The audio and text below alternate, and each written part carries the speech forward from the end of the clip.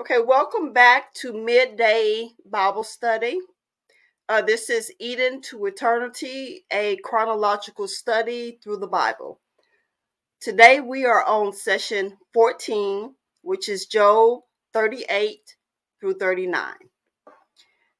In this section of the Bible, we see that finally God speaks. Sometimes when God has been silent, it doesn't even matter what he says. You are just happy to hear him speak. God's words here are no exception. These chapters are indeed a treasure. First of all, you may remember what we learned about the word Lord in session 1 in Genesis 1 through 3. When we see it in all caps, it is a reference to Yahweh or Jehovah. It's God's personal name. So right out the gate today, God is interacting with Job on a deeply personal level. This flies in the face of what all Job's friends said would happen. They said that Job would continue to get God's silence and that his consequences would increase all the more if he did not repent. Well, as we know, Job did not repent. And yet God shows up here speaking to him directly. When God first starts speaking to Job, his words have absolutely nothing to do with Job's problems. He begins by establishing who he is. That's because everything else is secondary. He initiates, sustains, and fulfills everything in accordance with his plan.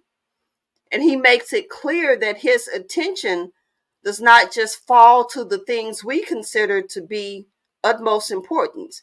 In fact, he even ordains and orders the details of the food chain of the animal kingdom. The lion hunts at his command. He is the one who feeds the ravens. He tells the eagles where to build their nests.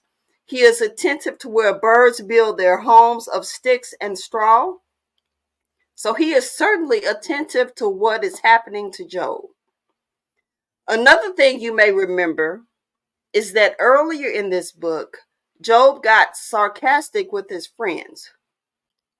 In 38 and 21, God speaks to Job in his own language by using a little sarcasm as well.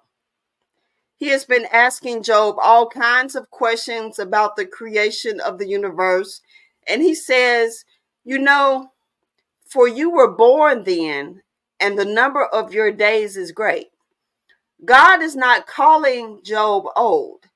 He is calling Job out for not being eternal. It is almost like he is saying, listen, were you there? I don't remember seeing you there. God puts Job in his place, and rightfully so. He is the one that created Job, the one who is questioning him. So Job gets a bit of a subtle, firm rebuke here. But you know what he does not get? He does not get God's anger. God does not strike him dead. Instead, God patiently reminds Job of the truth. So how should we see God in this? This is the God snapshot. God draws near to Job despite what everyone says. And God responds to Job's questions even if he does not answer them. We can question God. After all, that is part of what happens in a relationship. He is not threatened by our questions, but he is also not required to give us any of the answers we are seeking.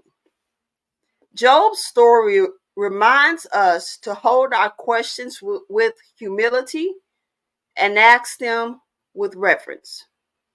Even your questions are a place to remember who made you and remember who loves you. He is the God who hung the heavens and feeds the ravens.